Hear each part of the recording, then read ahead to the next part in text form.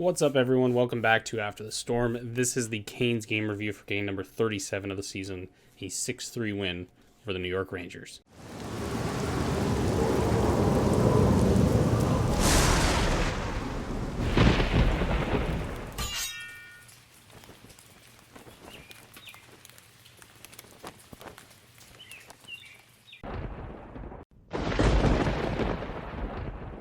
In introing this game, we got some things to go over. First off, this is Tony DeAngelo's first game against his former team. If you recall, a bit of a controversial decision last year and also a potential fight where he got punched by the starting goaltender in this game for the New York Rangers, Alexander Georgiev. But obviously for DeAngelo, who's had a very, very good season so far for Carolina since coming in, looks like, from all accounts, looks like he's become a more learned person, better person all around. No issues so far in the locker room, no issues, even on the ice with the officials or anything like that. Anything he's been known for in his past hasn't really done so far, which is great. And that's obviously what the hope was for him. And I'll be honest, with the way everything went, I didn't expect this is how the story of Tony DeAngelo would have been written this year. I thought he was going to be a lot worse. But you know what? It's been great for both the team and the player. And, you don't have to support Tony the person. You don't have to support him as a player or anything like that. But he's undoubtedly been a great addition for this team. As mentioned earlier, Alexander Georgiev faces off against Frederik Andersen. Jordan Martinook entered COVID protocol during the week, so he is replaced by Josh Lavo in the lineup. And also, one thing that I completely flew under the radar for me and was brought up on the broadcast, and that was the first time I heard about it, was Jalen Chatfield, a 2-year extension. Chatfield, who filled in earlier on during the COVID issues, the outbreak for the team earlier in the season. He was pretty good. And I honestly, in every game he played, I didn't think he had a weak game at any point. And of any defenseman that's come in, I think we've had 3 at least come in, 3 or 4 maybe this season. I think he's been the best of anybody who's come up from Chicago. To me, he's been better than Lajoie. He's definitely been better than Joey Keane. So this is a good extension for both player and the team. I think Chatfield probably contends for a roster spot next season. And I would assume if the deadline ends up with an Ethan Bear trade, which it kind of starts to look like that's where we're headed with that, I think Chatfield might become the 6th D-man on the team next year, depending on who is acquired. It looks like it might be John Klingberg. And if John Klingberg is a pure rental with no extension, there's potential that Jalen Chatfield's the 3rd pairing D-man on this team on the right side for next season. But honestly, I would assume he would be more or less in the Brendan Smith role that for this season that Brendan has. I think he would probably fill in wherever he's needed and come in and out of the lineup kind of consistently. On to the first period, and early on, Frederik Andersen makes a big stop off of Artemi Panarin on a one-timer. Canes with lots of looks early on in this game. They were out shooting New York pretty heavily. I think the shots at the end of the period were 14-2 or 14-3. And Carolina really early on getting lots of good looks. First penalty of the game goes to Jacob Trouba for slashing out Andrei Svechnikov's stick from his hands. Carolina to their first power play of the game. And on the power play, a one-timer from Tony DeAngelo set up by Andrei Svechnikov, tipped by Vincent Trocheck in front. 1-0 Carolina. Svechnikov after the goal would end up with a little breakaway almost immediately after the goal too, but Georgiev kind of makes an easier save. Svechnikov, a little bit of a bobbling of the puck, couldn't really settle it down. He didn't have a whole lot of room either once he got past the defender. So pretty easy save here for Georgiev. And Svech, who was all over the place in this game, Lindgren steps up on him to throw a check, and Svechnikov just absolutely bowls him over. Unreal play here. Just the sheer strength from Andrei Svechnikov on this play. I thought this was one of his better games of the season, even though, I mean, he did have points and stuff, but it's not a usual game from Svechnikov, I should say, on this one, but he was fantastic everywhere on the ice. And then on a 2-on-1 play, Aho coming in, Charlie Lindgren, that's wrong, Ryan Lindgren of the Rangers, kind of with a terrible defensive play here, and Georgiev, who just, I'm not sure if, I want to chalk this up more to Sebastian Aho hiding this pass beautifully and kind of just quickly doing it. Jarvis sneaks in the back door on this play and Lingard makes a bad defensive read, and the pass from Aho is crisp, tape to tape, fast as well. To Jarvis. Jarvis taps it in. Georgiev didn't even go down. That's how quick this play was. 2-0 Carolina. That's how the first period would end. We head into the first intermission. 2-0 Carolina. And opening up the second period, Svechnikov with an early chance. Then there's another chance where a mad scramble in front of Georgiev. He makes multiple stops on it. But not too long after, Jesper Foss with a one-timer finds its way through. The former Ranger gets a goal against his former team. It's 3-0 Carolina. A little while later, the physicality picked up. Gaudreau with a hit on Teuvo Teravainen, and it didn't look pretty initially on the replay. It's a shoulder-to-shoulder check, and Gaudreau is definitely a tough customer in the league. And Teravainen has had some injury issues over the past couple seasons. The concussions last year, I think he had a shoulder injury the year before that, and this hit didn't look great.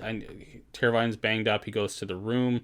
It's a bit of a scrum afterwards. New York gets their first power play, and the player who, surprisingly, is the one who jumps in on this play is Jesperi Kotkaniemi. I don't think we've even given him enough credit this season.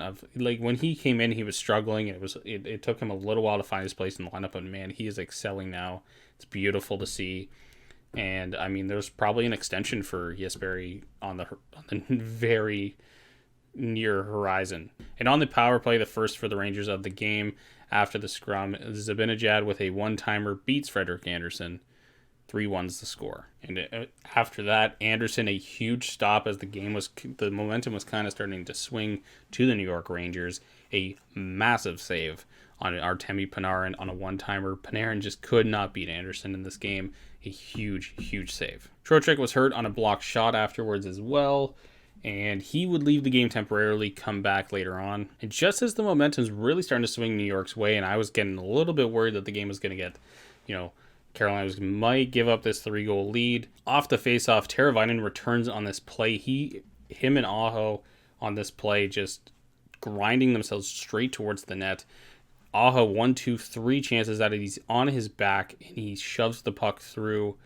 4-1's the score. Teuvo on the ice for this goal. Ian Cole would take a penalty, so the Rangers go to their second power play of the game. Carolina kills that one off, and shortly after, Nino Niederreiter finds just kind of a little bouncing puck play, gets in front of the net, gets it through Georgiev's 5-hole. It is 5-1, a rout again, back-to-back games with this type of huge lead on contending teams, which is just great to see. And right after the goal, Hedl got a breakaway, but Jacob Slavin back on the back check, gets his stick in just as Hedl's trying to get the shot away.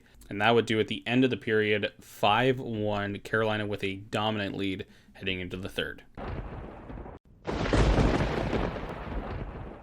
And as we would come in for the third, first piece of news is Teravainen is out for the remainder of the game. To me, it looked a lot more precautionary than actually problematic. He came back on that shift with the Aho goal where really he just looked fine and grinded and was physical in front of the net. And I think realistically they just saw a 5-1 lead and said, why are we putting this guy back out here if he's a little bit banged up? So take him out, double shift somebody else. I think that was Kotkaniemi got the double shifting duties there for a little while. But a good, smart play to just pull Teravainen from a game that is most likely won. Big first play of the period. Kreider hits the post on a ripping wrist shot. Travis goes off for hooking New York to their third power play. And on the power play, a rebound jumps out to Chris Kreider. He makes no mistake, buries that one. It is 5-2. Shortly after, McKegg on a rebound as well. Anderson not really getting much help from his D-man in front to clear the puck away. Craig McKegg of all players. Nevertheless, former Kane gets a goal here. It is 5-3. Lafreniere goes off for a slashing call, sending Carolina back to the power play. On a side note, let's talk about a side note for a sec. It is starting to look like the Rangers missed hard on those first and second overall picks. Kakko in this game was completely aimless, like not noticeable at all. And all Lafreniere did in this game was throw hits. And it's just strange to watch. Like, Lafreniere came in with so much hype around him. And Kakko even, probably, I would say Kakko had considerably less hype. To potentially be missing on these two picks, especially for a team the Rangers that looked like they were doing the rebuild beautifully, and they've answered this season. They've been excellent. It's strange to see how weak those two drafts ended up being. Back to the power play. Tony DeAngelo walking the line, gets a wrist shot off. It goes through cleanly. Tony gets a goal against his former team. It is 6-3. Nothing much else would happen in this game. That would do it. 6-3. Carolina, huge victory over the New York Rangers, taking back the top spot in the Metro Division. On to some player analysis. On to the good first. DeAngelo had probably one of his best games of the season here as well. A great wrister, a 2-assist performance as well, 3 points on the night. A guy who really, some teams, or some guys I should say, really do shy away from playing their former squads. And Tony's not one of them. He was looking forward to this game. He said it afterwards in the interview post-game with Tripp Tracy. He was ready to go, and he friggin' delivered. Thought Slavin had a quietly great game in this one. A lot of defensive plays, again, making those great strides but behind the net. He's not the prettiest skater in hockey, of course, but man, does he make a power move and get away from defenders that are forechecking or offensive players that are forechecking on him so often. Great puck management, very minimal. I think he had a big turnover in this game too, and it was like, oh damn, Slavin turned the puck over. The other one was Trocheck. I've been riding Trocheck a little bit harder this season because he's in a contract year, and I want to see more from him. But over this last probably 3 or 4 game stretch, he's been excellent. And obviously, I think in the room, he's a big presence. I think they're going to try to re-sign him. I wonder if that forces Niederreiter out the door at the end of the season if he's not willing to take some pay cut. But nonetheless, Trocheck was one of his best games of the season in this one. On the average side, I know he was a star. I believe he had 3 points in this game. He had a goal as well. I thought Aho just had a rough night. And despite the offensive turnout for him, he was getting, especially the first period, maybe I should say he just had a bad first period, but he was getting shoved around, couldn't really corral the puck. He was getting bumped around quite a bit by the Rangers in this one. I thought he just had an average game that, went from bad to average. Bad Carolina Hurricanes, there was none. Even the guys you could look at and say were bad or might, spark your eye as a bad player in this one. Like even Jordan Staal. I thought Jordan Staal had a great game, but man, he's just still so snake-bitten. He can't get that puck past the freaking goalie no matter what he does. And highlighting a Rangers player, I'm going to highlight Chris Kreider in this one because I thought he was easily the best Ranger forward. Maybe the best Ranger entirely this game.